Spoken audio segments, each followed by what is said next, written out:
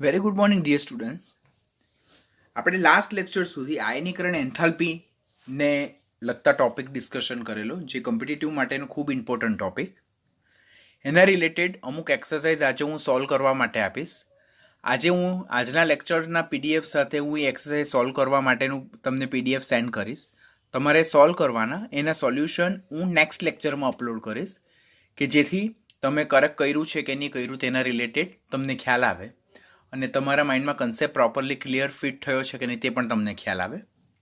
હવે આજે આપણે નવો ટોપિક શીખવા જઈ રહેલા છે, that is electron gain enthalpy, જેને ઇલેક્ટ્રોન પ્રાપ્તિ એન્થાલ્પી કહેવાય. તો આજનો ટોપિક જે છે તેને કહેવાશે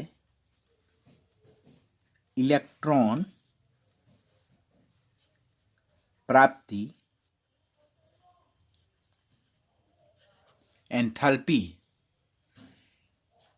ઇંગ્લિશ ટર્મમાં જો લખીએ તેને ઇલેક્ટ્રોન ગેઇન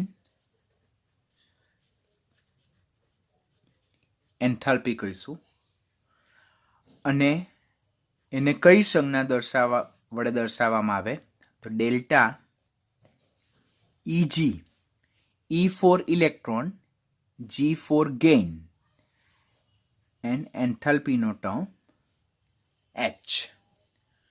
નવો ટોપિક, તેનું નામ છે ઇલેક્ટ્રોન પ્રાપ્તિ એન્થાલ્પી, જેને જ ઇલેક્ટ્રોન ગેઇન એન્થાલ્પી કહેવામાં આવે અને તેને ડેલ્ટા EGH સંજ્ઞા વડે દર્શાવવામાં આવે.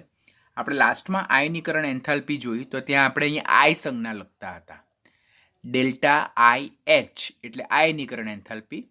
અહીંયા ઇલેક્ટ્રોન ગેઇન એન્થાલ્પી એટલે delta electron gain enthalpy. Enthalpy માટે H સંજ્ઞા, ઇલેક્ટ્રોન માટે E, G ફોર ગેઇન અને એન્થાલ્પી. તો ઇલેક્ટ્રોન ગેઇન એન્થાલ્પી એટલે શું? તો ઇલેક્ટ્રોન ગેઇન એન્થાલ્પી રિલેટેડનો ટોપિક શીખીએ તે પહેલાં આપણે કંઈક પૂર્વધારણા જોઈએ. તો મારી પાસે એક વાયુરૂપ તટસ્થ પરમાણુ છે. આ વાયુરૂપ તટસ્થ પરમાણુ છે. આ વાયુરૂપ તટસ્થ પરમાણુ માંથી મારે એક ઇલેક્ટ્રોનને દૂર કરવો છે. આ વાયુરૂપ તટસ્થ પરમાણુ, વાયુરૂપ એટલે વાયુ અવસ્થામાં, તટસ્થ એટલા માટે because it is not having any kind of charge. એના હેડ પર પોઝિટિવ કે નેગેટિવ કોઈ ચાર્જ નથી. It's a neutral in state. તો આ વાયુરૂપ તટસ્થ પરમાણુની બાહ્યતમ કક્ષામાંથી મારે એક ઇલેક્ટ્રોન દૂર કરવો છે અને મારે શું બનાવવું છે? વાયુરૂપ ધન આયન બનાવવું પડે છે. આને શું કહેવામાં આવે? વાયુરૂપ ધન આયન. તો વાયુરૂપ તટસ્થ પરમાણુની બાહ્યતમ કક્ષામાંથી એક ઇલેક્ટ્રોન દૂર કરીને વાયુરૂપ મોનોવેલેન્ટ એટલે એક સંયોજક ધન આયન બનાવવો છે.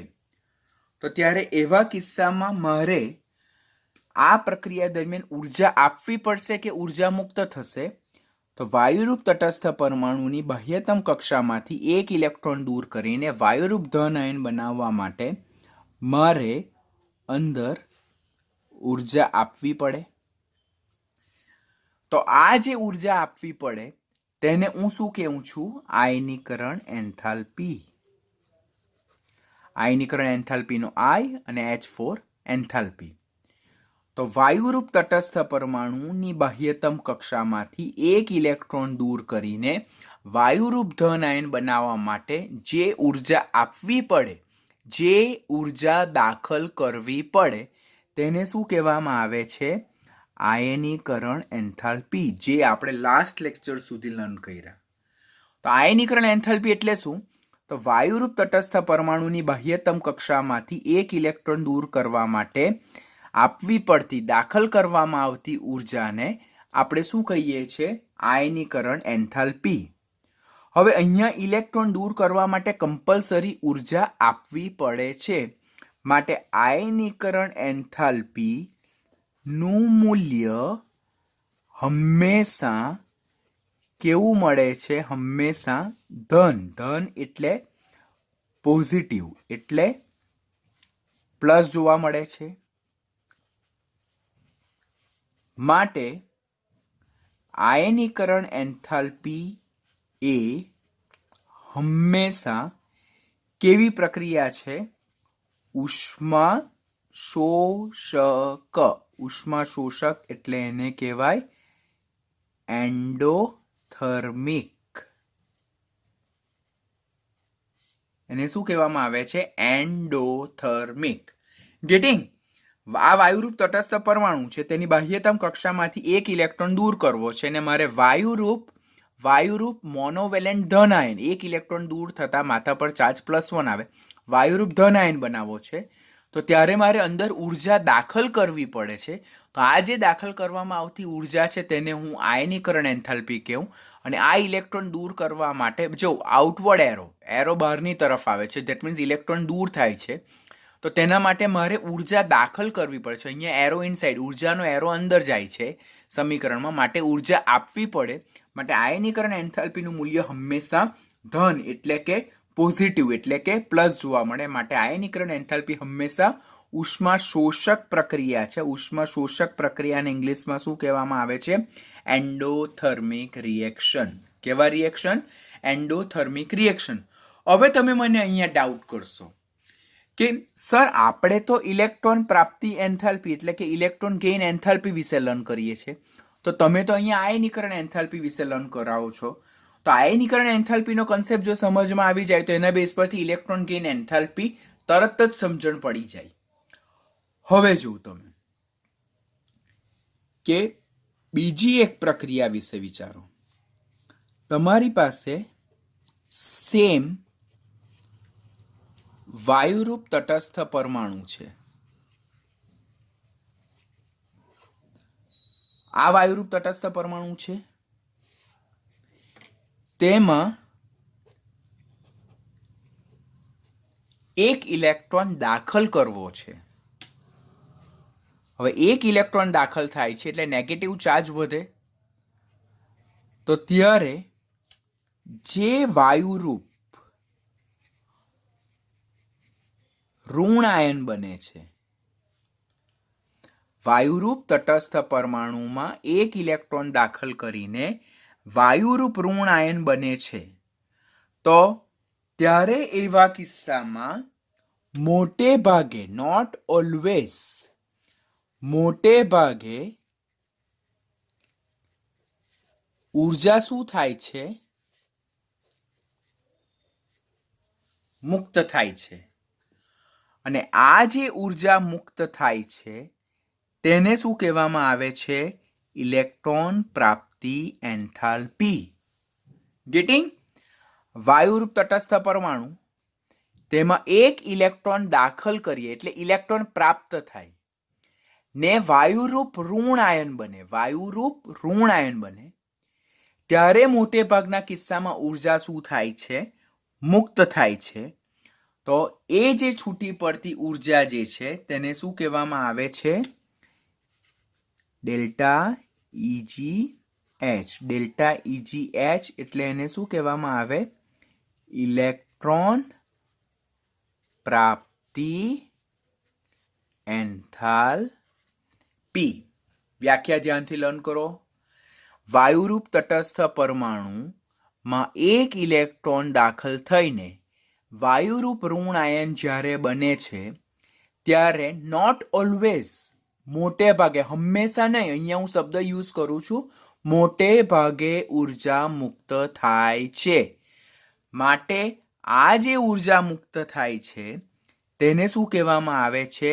ઇલેક્ટ્રોન પ્રાપ્તિ એન્થાલ્પી. શા માટે ઇલેક્ટ્રોન પ્રાપ્તિ એન્થાલ્પી? બીકોઝ એક ઇલેક્ટ્રોન જ્યારે પ્રાપ્ત થાય છે ત્યારે જે ઉર્જા મુક્ત થાય છે ને ઋણ આયન બને છે વાયુરૂપ, તો ત્યારે છૂટી પડતી ઉર્જાને આપણે ઇલેક્ટ્રોન પ્રાપ્તિ એન્થાલ્પી કહીએ છીએ. એટલે એક ઇલેક્ટ્રોન પ્રાપ્ત, એ વાયુરૂપ તટસ્થ પરમાણુમાં જ્યારે એક ઇલેક્ટ્રોન પ્રાપ્ત થાય, મેળવાય, ગેઇન થાય, ત્યારે જે ઉર્જામાં ફેરફાર થાય તેને શું કહેવામાં આવે છે? ઇલેક્ટ્રોન પ્રાપ્તિ એન્થાલ્પી. હવે આપણે તો અત્યારે જોયું કે આયનીકરણ એન્થાલ્પી એ ઓલવેઝ કેવી પ્રક્રિયા છે? તો આયનીકરણ એન્થાલ્પી એ ઓલવેઝ ઉષ્મા શોષક પ્રક્રિયા એટલે કે એન્ડોથર્મિક રિએક્શન છે. બીકોઝ વાયુરૂપ તટસ્થ પરમાણુમાંથી એક ઇલેક્ટ્રોન દૂર કરવા માટે અને વાયુરૂપ ધન આયન બનાવવા માટે આપણે હંમેશા ઉર્જા આપવી પડે, ઉર્જા દાખલ કરવી પડે. માટે આયનીકરણ એન્થાલ્પી હંમેશા ઉષ્મા શોષક એન્ડોથર્મિક રિએક્શન છે. પરંતુ ઇલેક્ટ્રોન પ્રાપ્તિ એન્થાલ્પી ના બે મૂલ્યો હોઈ શકે. ઇલેક્ટ્રોન પ્રાપ્તિ એન્થાલ્પીના સંભવિત કેટલા મૂલ્યો હોઈ શકે? બે મૂલ્યો હોઈ શકે. ઇલેક્ટ્રોન પ્રાપ્તિ એન્થાલ્પીનું મૂલ્ય ધન પણ હોઈ શકે અને ઇલેક્ટ્રોન પ્રાપ્તિ એન્થાલ્પીનું મૂલ્ય ઋણ પણ હોઈ શકે. જો ઇલેક્ટ્રોન પ્રાપ્તિ એન્થાલ્પીનું મૂલ્ય ધન હોય તો એ પ્રક્રિયાને કેવી પ્રક્રિયા કહેવાય? ઉષ્મા શોષક પ્રક્રિયા કહેવાય. અને જો ઇલેક્ટ્રોન પ્રાપ્તિ એન્થાલ્પીનું મૂલ્ય ઋણ હોય તો એને ઉષ્મા ક્ષેપક પ્રક્રિયા કહેવાય. એટલે ઉષ્મા શોષક પ્રક્રિયા જે છે, ઉષ્મા શોષાય તો એને આપણે શું કહીએ છીએ? Endothermic reaction. શું કહીએ છીએ? Endothermic reaction. અને ઉષ્મા છૂટી પડતી હોય, અહીંયા ઉષ્મા શોષક એટલે આ કિસ્સામાં ઉષ્મા શું થાય છે? દાખલ થાય છે. ઉષ્મા દાખલ થાય છે એટલે આપણે ઉષ્મા અંદર એડ કરવી પડે છે, ઉમેરવી પડે છે. અને ઉષ્મા ક્ષેપક પ્રક્રિયા એટલે ઉષ્મા શું થાય છે? છૂટી પડે છે, દૂર થાય છે, મુક્ત થાય છે. તો એ પ્રક્રિયાને આપણે એક્ઝોથર્મિક રિએક્શન કહીએ છીએ.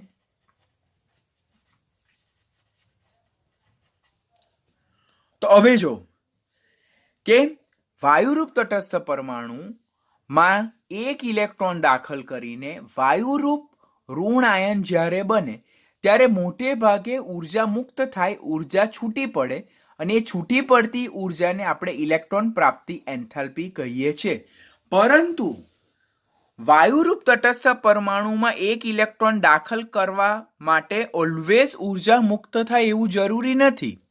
Depend upon the elements electronic configuration એટલે જે તે તત્વની ઇલેક્ટ્રોનીય સંરચના પર આપણે એ ઇલેક્ટ્રોન દાખલ કરવા માટે ક્યાં ઉર્જા આપવી પડે, ક્યાં જે તે તત્વની ઇલેક્ટ્રોનીય સંરચનાને આધારે એમાં ઇલેક્ટ્રોન દાખલ થાય ત્યારે ઉર્જા મુક્ત થઈ શકે.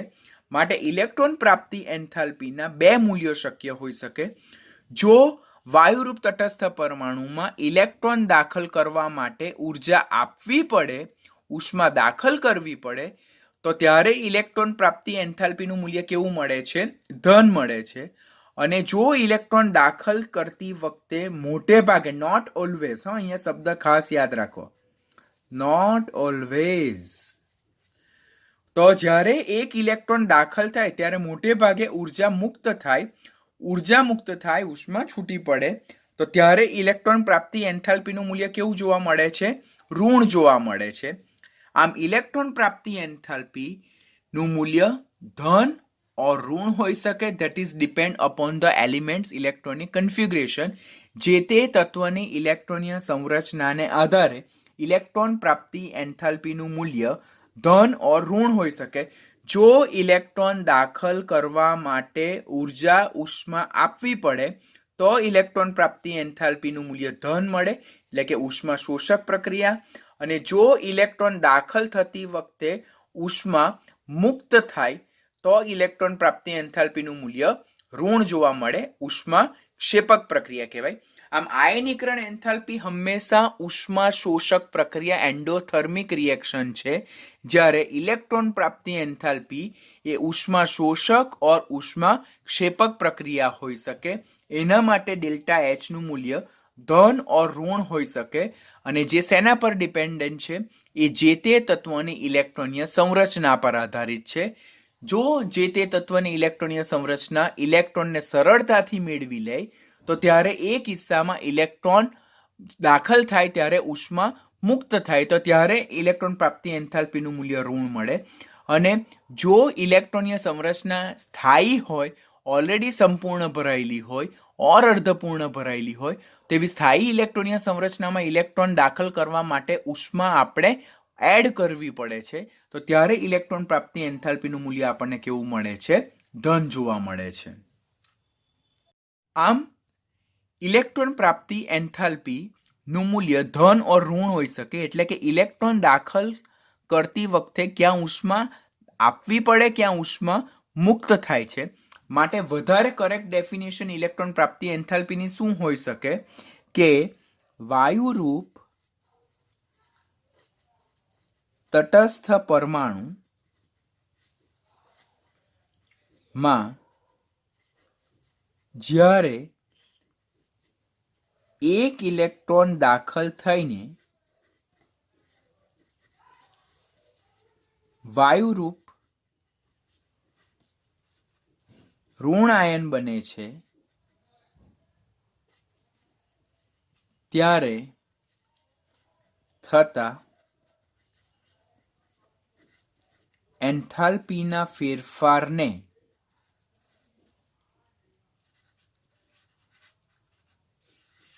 ઇલેક્ટ્રોન પ્રાપ્તિ એન્થાલ્પી કહે છે. તો what is the difference between ionisation enthalpy અને ઇલેક્ટ્રોન ગેઇન એન્થાલ્પી? તો આયનીકરણ એન્થાલ્પીમાં ઇલેક્ટ્રોન દૂર કરવા માટે આપવી પડતી ઉર્જાને આયનીકરણ એન્થાલ્પી કહેવાય. તો અને ઇલેક્ટ્રોન પ્રાપ્તિ એન્થાલ્પી, ઇલેક્ટ્રોન દાખલ થાય ત્યારે છૂટી પડતી ઓર આપવી પડતી ઉષ્માને શું કહેવામાં આવે છે? ઇલેક્ટ્રોન પ્રાપ્તિ એન્થાલ્પી. એટલે આયનીકરણ એન્થાલ્પીમાં ઇલેક્ટ્રોન દૂર થાય ત્યારે જે ઉર્જા આપવી પડે, ઉષ્મા આપવી પડે, તેને આયનીકરણ એન્થાલ્પી કહેવાય.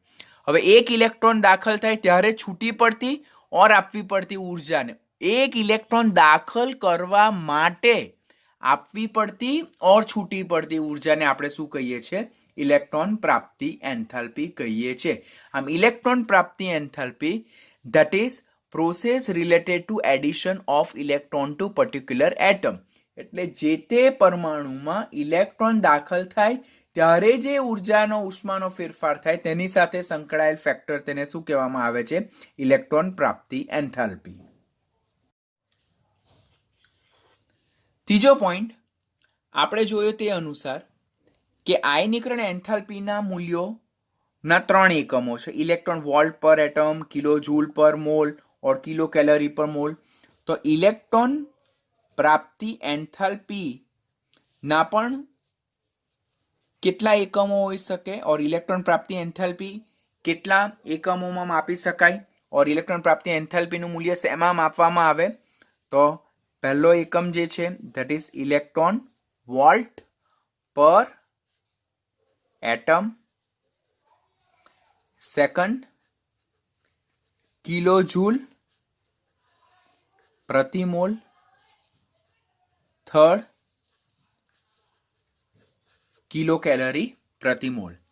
આમ આયનીકરણ એન્થાલ્પીના જેવી રીતે જ ઇલેક્ટ્રોન પ્રાપ્તિ એન્થાલ્પીનું મેઝરમેન્ટ પણ 3 રીતે થઈ શકે. આઈધર ઇલેક્ટ્રોન વોલ્ટ પર એટમ ઓર કિલો જૂલ પ્રતિ મોલ ઓર કિલો કેલરી પ્રતિ મોલમાં થઈ શકે.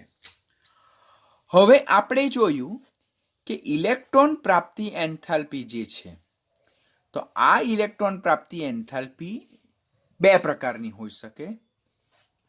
ક્યાં એ ઉષ્માક્ષેપક, એટલે ઇલેક્ટ્રોન પ્રાપ્તિ એન્થાલ્પીનું મૂલ્ય કેવું જોવા મળે? આપણને ઋણ જોવા મળે. ઓર ઇલેક્ટ્રોન પ્રાપ્તિ એન્થાલ્પી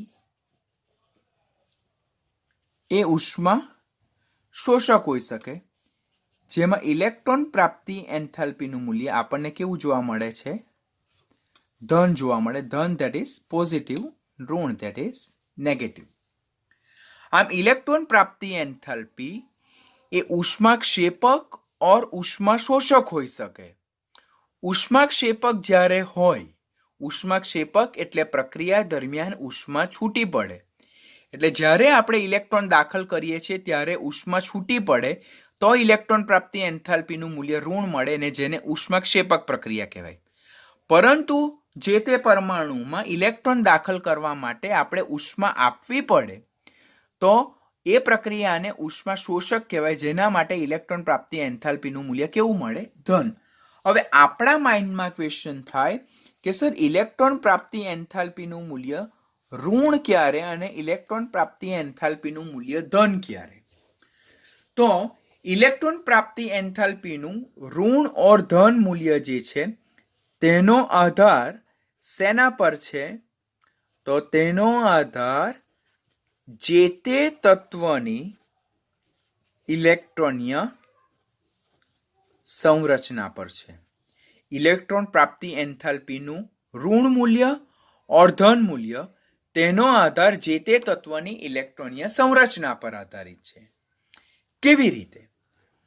તો જો આપણે પરમાણુમાં ઇલેક્ટ્રોન દાખલ કરીએ અને એ ઇલેક્ટ્રોન જો સરળતાથી મેળવાઈ જાય તો ત્યારે એવા કિસ્સામાં ઇલેક્ટ્રોન ઉર્જા શું થાય છે? મુક્ત થાય છે.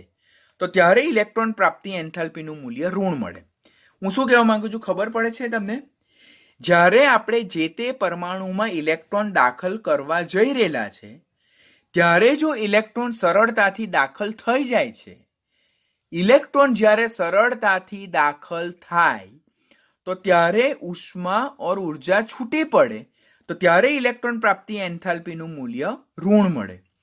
અને જો દાખલ કરવામાં આવતા ઇલેક્ટ્રોન માટે મુશ્કેલી સર્જાય, એટલે ઇલેક્ટ્રોનને દાખલ કરવા માટે આપણે ઉર્જા આપવી પડે તો ત્યારે શું થાય છે?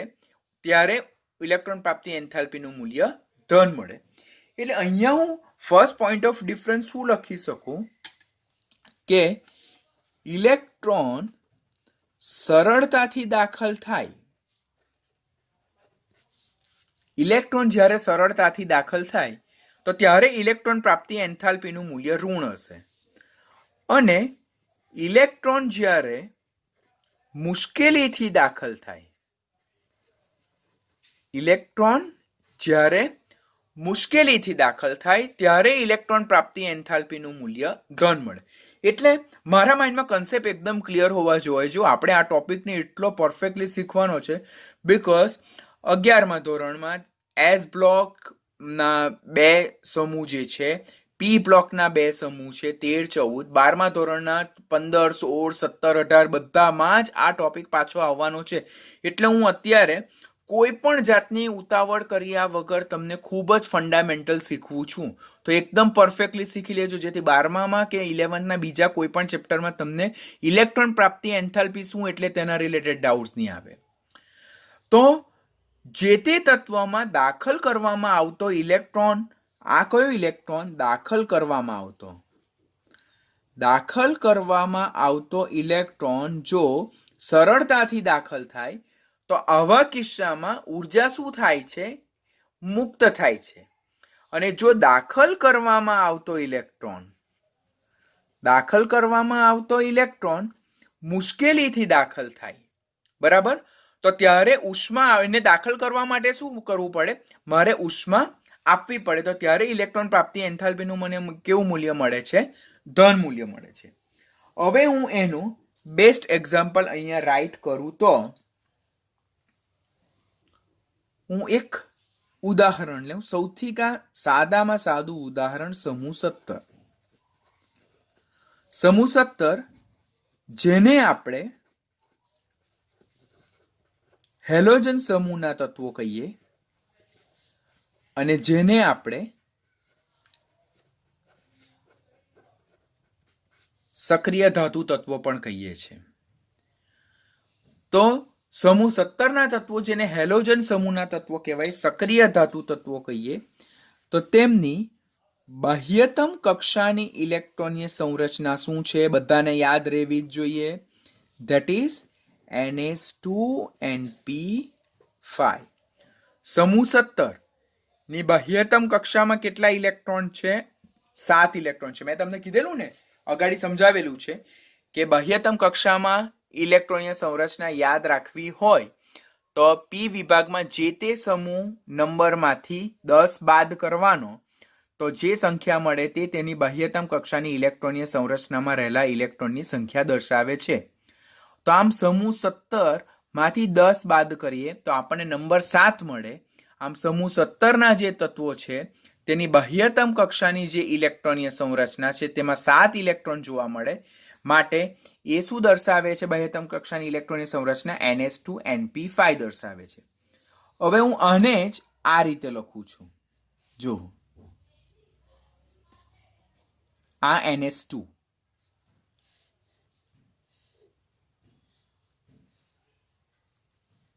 અને આ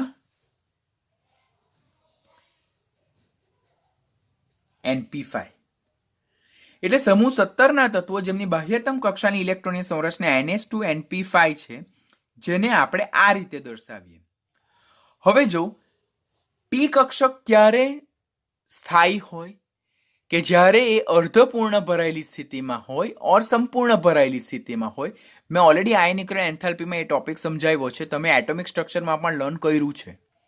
તો પી કક્ષક અર્ધપૂર્ણ ધેટ ઇઝ P3 ઓર સંપૂર્ણ એટલે કે P6 સ્થિતિમાં હોય તો તે સ્થાયી ઇલેક્ટ્રોનીય સંરચના કહેવાય. અહીંયા NP5 છે, that means it is incomplete, આ અપૂર્ણ છે. પરંતુ જો એમાં એક ઇલેક્ટ્રોન દાખલ કરવામાં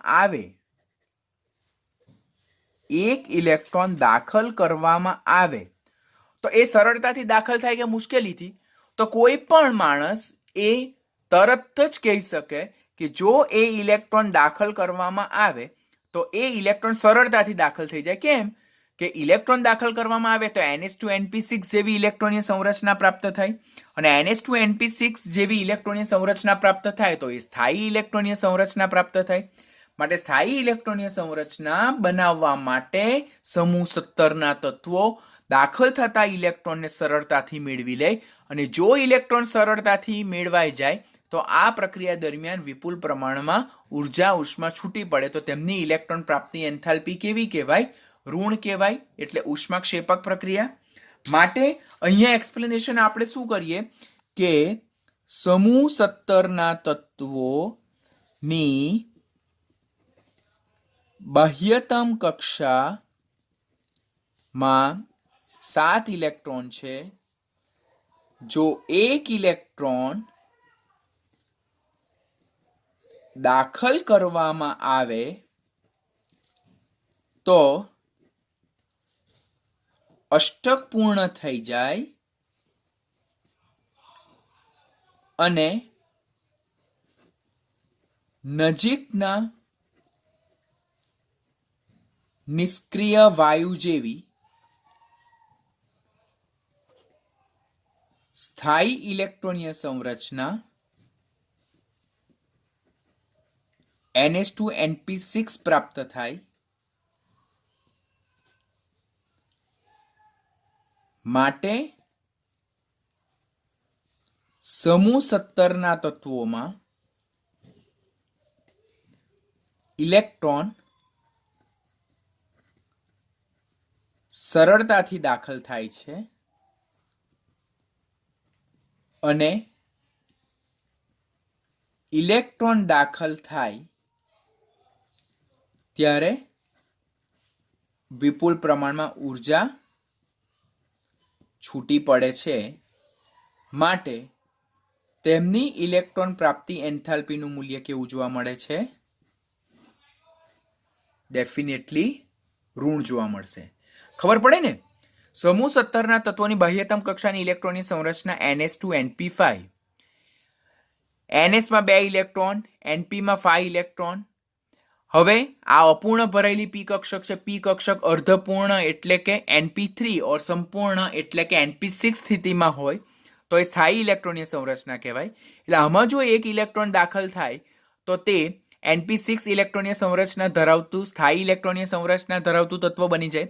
માટે નજીકના નિષ્ક્રિય વાયુ જેવી સ્થાયી ઇલેક્ટ્રોનીય સંરચના પ્રાપ્ત કરવા માટે તેમાં દાખલ કરવામાં આવતો એક ઇલેક્ટ્રોન તે સરળતાથી દાખલ થાય, અને એક ઇલેક્ટ્રોન સરળતાથી દાખલ થાય. માટે જ્યારે ઇલેક્ટ્રોન દાખલ થાય ત્યારે આ સમૂહ 17 ના તત્વોમાંથી વિપુલ પ્રમાણમાં ઉર્જા છૂટી પડે. માટે સમૂહ 17 ના તત્વોની ઇલેક્ટ્રોન પ્રાપ્તિ એન્થાલ્પીનું મૂલ્ય હંમેશા કેવું જોવા મળે છે? ઋણ જોવા મળે છે. હવે બીજો કિસ્સો કે જ્યારે દાખલ કરવામાં આવતો ઇલેક્ટ્રોન મુશ્કેલીથી દાખલ થાય, એટલે કે જ્યારે આપણે જે તે પરમાણુ બાહ્યતમ કક્ષામાં એક ઇલેક્ટ્રોન દાખલ કરીએ તો એ સરળતાથી દાખલ નહીં થાય, પરંતુ મુશ્કેલીથી દાખલ થાય, અને એ ઇલેક્ટ્રોનને દાખલ કરવા માટે આપણે ઉર્જા આપવી પડે. We are inputting the energy from outside. તો એવા કિસ્સામાં ઇલેક્ટ્રોન પ્રાપ્તિ એન્થાલ્પીનું મૂલ્ય કેવું બને છે? ધન બને. તો એનું બેસ્ટ એક્ઝામ્પલ જે છે તો તે સમૂહ 18ના તત્વો. સમૂહ 18ના તત્વો જેમને ઉમદા વાયુ તત્વો और નિષ્ક્રિય વાયુ તત્વો કહેવામાં આવે. સમૂહ 18ના જે તત્વો જે છે તો તેમની બાહ્યતમ કક્ષાની ઇલેક્ટ્રોનીય સંરચના શું છે?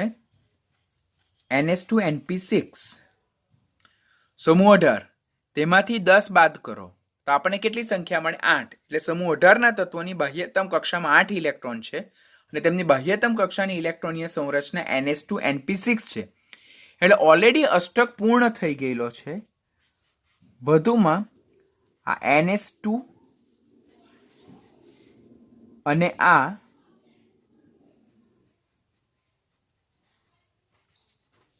NP6 છે.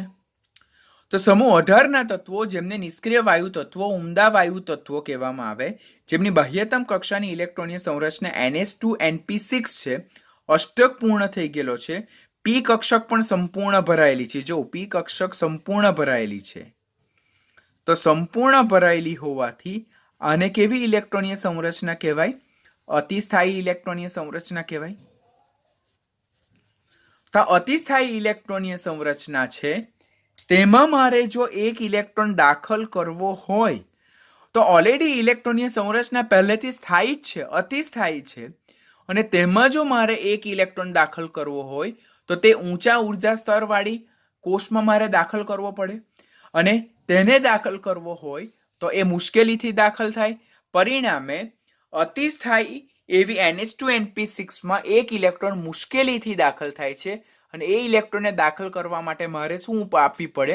ઉર્જા આપવી પડે. માટે સમૂહ 18ના તત્વો માટે જે ઇલેક્ટ્રોન પ્રાપ્તિ એન્થાલ્પી છે તેનું મૂલ્ય કેવું મળે છે? આપણને ધન જોવા મળે છે.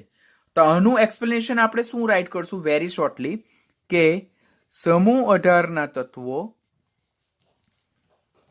ની બાહ્યતમ કક્ષાની ઇલેક્ટ્રોનીય સંરચના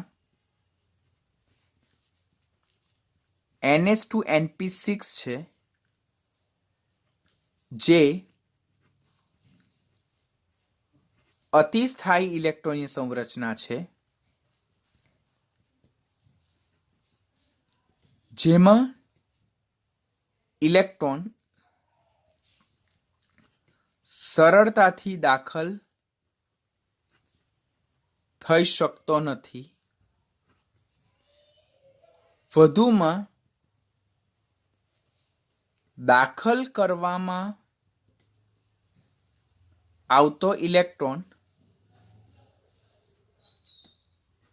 ઊંચા ઉર્જા સ્તરવાળા કક્ષકોમાં દાખલ થાય,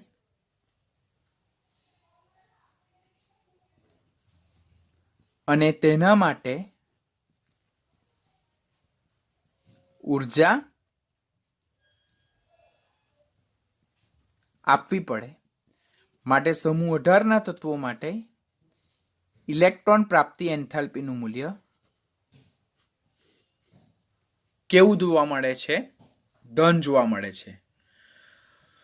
તો જો સમૂહ 17 અને સમૂહ 18 ની કમ્પેરિઝન કરો. હવે નાઉ કમ ટુ ધ કમ્પેરિઝન. કેટલું ઈઝી ટોપિક છે કે સમૂહ 17 હેલોજન સમૂહના તત્વો, સક્રિય ધાતુ તત્વો, બાહ્યતમ કક્ષાની ઇલેક્ટ્રોનીય સંરચના NH2NP5. NP5 અપૂર્ણ છે. જો એક ઇલેક્ટ્રોન દાખલ કરવામાં આવે તો નજીકના નિષ્ક્રિય વાયુ જેવી ઇલેક્ટ્રોનીય સંરચના બની જાય NH2NP6.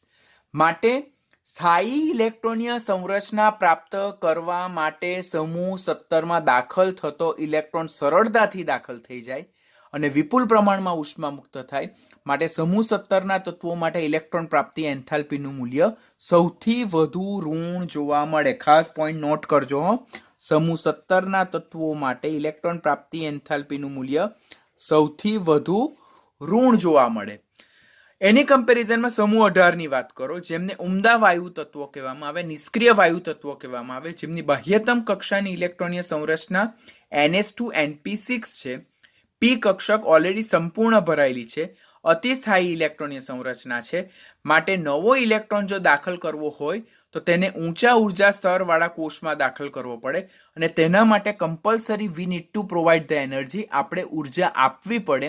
માટે સમૂહ 18ના તત્વો માટે ઇલેક્ટ્રોન પ્રાપ્તિ એન્થાલ્પીનું મૂલ્ય ધન જોવા મળે અને તે પણ કેવું? સૌથી વધુ ધન. તો તમને અહીંયાથી ક્વેશ્ચન પૂછવામાં આવે કે આવર્તમાં સૌથી વધુ ધન ઇલેક્ટ્રોન પ્રાપ્તિ એન્થાલ્પીનું મૂલ્ય કયા સમૂહનું જોવા મળે? તો તે સમૂહ 18નું જોવા મળે. સૌથી વધુ ઋણ ઇલેક્ટ્રોન પ્રાપ્તિ એન્થાલ્પીનું મૂલ્ય કયા સમૂહનું જોવા મળે? તો તે સમૂહ 17નું જોવા મળે છે. તો this two are very important question. આના બેઝ પરથી ઇલેક્ટ્રોન પ્રાપ્તિ એન્થાલ્પીનું મૂલ્ય ક્યારે ધન અને ક્યારે ઋણ જોવા મળે તો તે આપણે નક્કી કરી શકીએ છીએ. તો હવે ઇલેક્ટ્રોન પ્રાપ્તિ એન્થાલ્પીનું મૂલ્ય ધન અને ઋણ ક્યારે હોઈ શકે તે તમને ખબર પડી ગઈ. બીજો એક કિસ્સો વિચારો. હું સપોઝ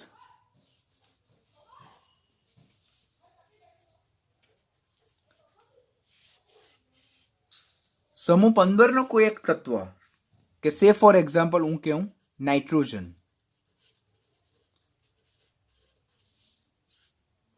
જેનો પરમાણુ ક્રમાંક 7 છે ને જેની સંજ્ઞા N છે, તેના વિશે વાત કરું. તો આના વિશે વિચારો કે નાઇટ્રોજન વિશે ઇલેક્ટ્રોન પ્રાપ્તિ એન્થાલ્પીનું મૂલ્ય શું હોઈ શકે? તો નાઇટ્રોજનનો પરમાણુ ક્રમાંક 7 છે એટલે એની ઇલેક્ટ્રોનીય સંરચના 1s2 2s2 2p3 હશે. 2 ને 2 4 ને 3 7. મેં તમને પહેલેથી જ કીધેલું છે કે આવર્ત કોષ્ટકમાં કયું તત્વ કયા આવર્તમાં કયો સમૂહમાં આવે, તેનો પરમાણુ ક્રમાંક કેટલો અને એની ઇલેક્ટ્રોનીય સંરચના કેવી રીતે રાઇટ કરાય તે કન્સેપ્ટ અત્યારથી જ શીખી લેજો, કારણ કે પાછળથી તમને લેટર ઓન એ ખૂબ કામ લાગશે. તો આની નાઇટ્રોજન જેનો પરમાણુ ક્રમાંક 7 છે તેની ઇલેક્ટ્રોનીય સંરચના 1s2 2s2 2p3 અને ઇનર કોરમાં જો કન્વર્ટ કરીએ તો આપણે આ જ ઇલેક્ટ્રોનીય સંરચનાને હિલિયમ 2s2 2p3 લખીએ. ધેટ મીન્સ આને જો આપણે ઇલેક્ટ્રોનિક કન્ફિગ્યુરેશન સ્ટેટમાં કન્વર્ટ કરીએ આપણે આ રીતે, તો આ 2s2 છે,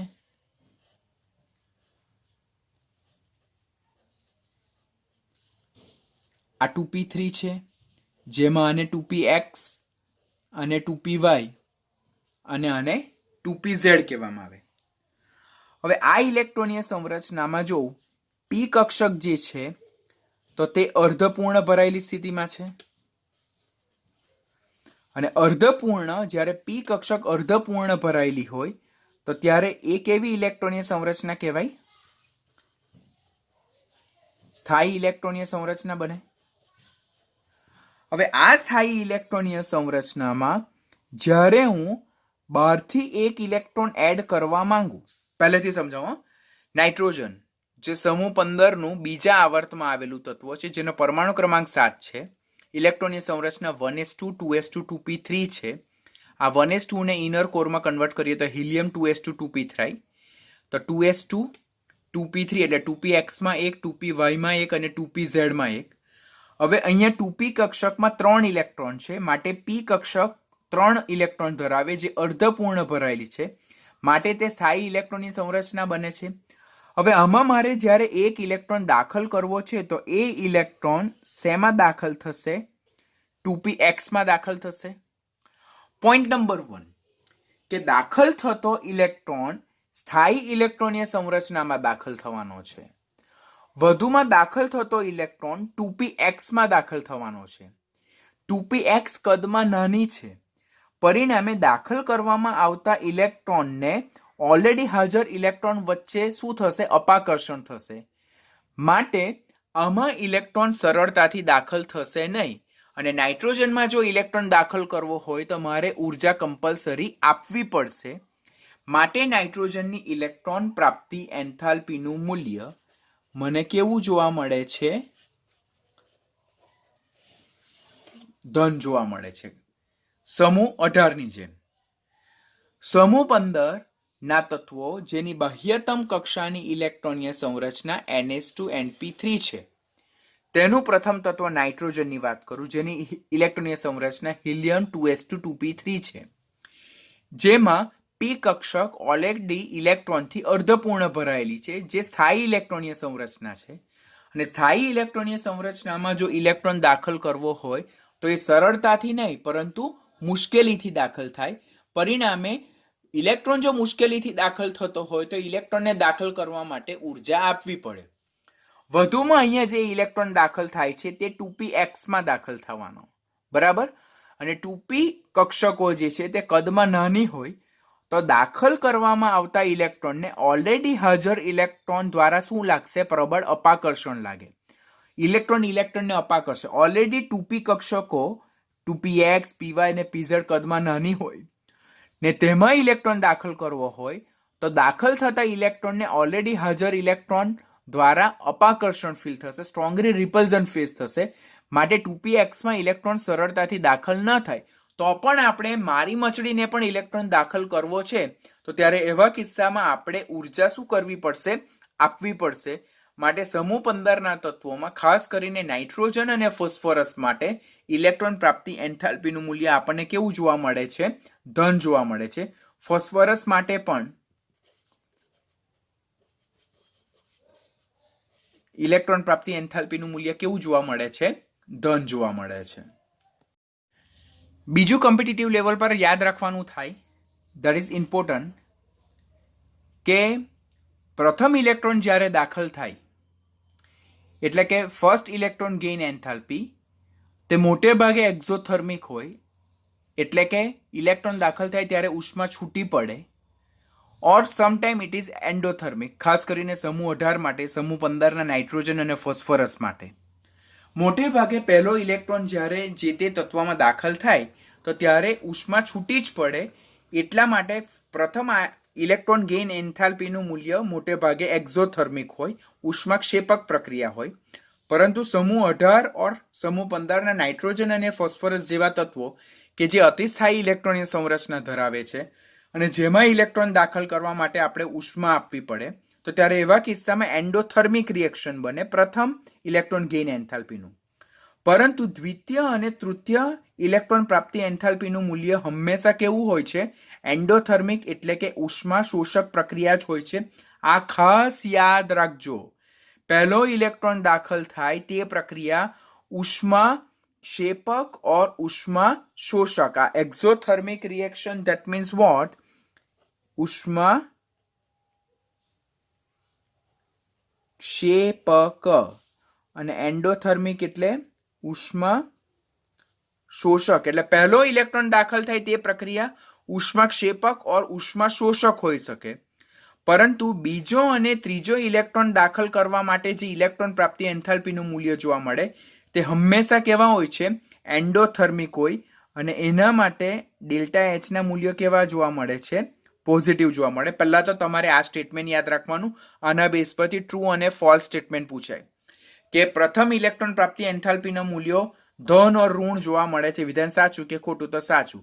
જ્યારે દ્વિતીય અને તૃતીય ઇલેક્ટ્રોન પ્રાપ્તિ એન્થાલ્પીના મૂલ્યો હંમેશા ઋણ જોવા મળે તો ખોટું. હંમેશા ધન જોવા મળે, એન્ડોથર્મિક હોય, ઉષ્મા શોષક હોય. તો હવે એનું રીઝન શું છે?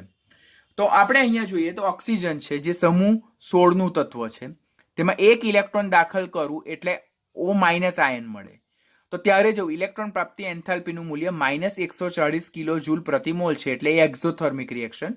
માટે ઓક્સિજનમાં જ્યારે ઇલેક્ટ્રોન દાખલ થયો ત્યારે ઉષ્મા છૂટી પડી, માટે ઇલેક્ટ્રોન પ્રાપ્તિ એન્થાલ્પીનું મૂલ્ય ઋણ મળ્યું. માટે એ એક્ઝોથર્મિક એટલે કે ઉષ્મા ક્ષેપક પ્રક્રિયા બની.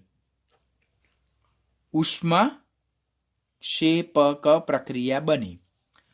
પરંતુ જ્યારે બીજો ઇલેક્ટ્રોન દાખલ કરવાનો છે, when I am adding second electron, જ્યારે હું બીજો ઇલેક્ટ્રોન દાખલ કરું છું તો તે હું ઋણ આયનમાં દાખલ કરું છું. અને ઋણ આયનમાં ઓલરેડી હાજર ઇલેક્ટ્રોન વડે દાખલ કરવામાં આવતા ઇલેક્ટ્રોનને શું ફીલ થાય છે? અપાકર્ષણ ફીલ થાય. માટે બીજો ઇલેક્ટ્રોન દાખલ કરતી વખતે મારે ઉર્જા આપવી પડે છે. તો તેવા કિસ્સામાં ઇલેક્ટ્રોન પ્રાપ્તિ એન્થાલ્પીનું મૂલ્ય મને કેવું મળે છે? પોઝિટિવ જોવા મળે છે. તો તે એન્ડોથર્મિક રિએક્શન. આમ એક ઇલેક્ટ્રોન દાખલ કર્યા બાદ પરમાણુ હવે કેવું ઋણ બને છે? ઋણ વીજભારી. આ કિસ્સાની વાત કરે. અને બીજો ઇલેક્ટ્રોન એ ઋણ આયનમાં દાખલ કરવો પડે, જેમાં ઇલેક્ટ્રોન વચ્ચે અપાકર્ષણ ફીલ થાય, જેને કારણે દાખલ કરવામાં આવતા ઇલેક્ટ્રોન એ અપોઝિટ ફીલ થાય, અપોઝ ફીલ થાય, અને પરિણામે એક ઇલેક્ટ્રોન દાખલ કર્યા બાદ તટસ્થ પરમાણુમાં બીજો અને ત્રીજો ઇલેક્ટ્રોન દાખલ કરવા માટે આપણે હંમેશા ઉર્જા શું કરવી પડે છે? આપવી પડે છે. માટે પ્રથમ ઇલેક્ટ્રોન પ્રાપ્તિ એન્થાલ્પીનું મૂલ્ય એ એક્ઝોથર્મિક ઓર એન્ડોથર્મિક હોઈ શકે, એટલે એનું મૂલ્ય ઋણ ઓર ધન હોઈ શકે. પરંતુ દ્વિતીય અને તૃતીય ઇલેક્ટ્રોન પ્રાપ્તિ એન્થાલ્પીનું મૂલ્ય હંમેશા ધન મળે છે. એ હંમેશા ઉષ્મા શોષક પ્રક્રિયા જોવા મળે છે. તો આની સાથે આજના લેક્ચરને આપણે અહીંયા વાઇન્ડ અપ કરીએ. ઇલેક્ટ્રોન પ્રાપ્તિ એન્થાલ્પીને અસર કરતા પરિબળો આપણે નેક્સ્ટ લેક્ચરમાં જોઈશું. હજુ ટોપિક આપણો બાકી છે. નેક્સ્ટ લેક્ચરમાં ઓર એના પછી પણ જો આપણને જરૂરિયાત લાગે તો બીજો એક લેક્ચર લેશું અને આપણે ઇલેક્ટ્રોન પ્રાપ્તિ એન્થાલ્પી ટોપિકને ઓવર કરશું. One of very important topic as ionisation enthalpy. આયનીકરણ એન્થાલ્પી, પરમાણ્વીય ત્રિજ્યા, ઇલેક્ટ્રોન પ્રાપ્તિ એન્થાલ્પી, વિદ્યુત ઋણતા. આ 4 ટોપિક એવા છે કે બધા જ ઇનઓર્ગેનિક કેમિસ્ટ્રીના બધા જ ચેપ્ટરમાં તમને મળવાના છે. તો પ્લીઝ એ બધાના કન્સેપ્ટ તમારા માઇન્ડમાં એકદમ પરફેક્ટલી સ્ટ્રોંગ બનાવજો, જેથી ફર્ધર ઇનઓર્ગેનિકના જ્યારે પણ ચેપ્ટર આવે તો એમાં તમને કોઈ પણ જાતના ડાઉટ ફીલ નહીં થાય.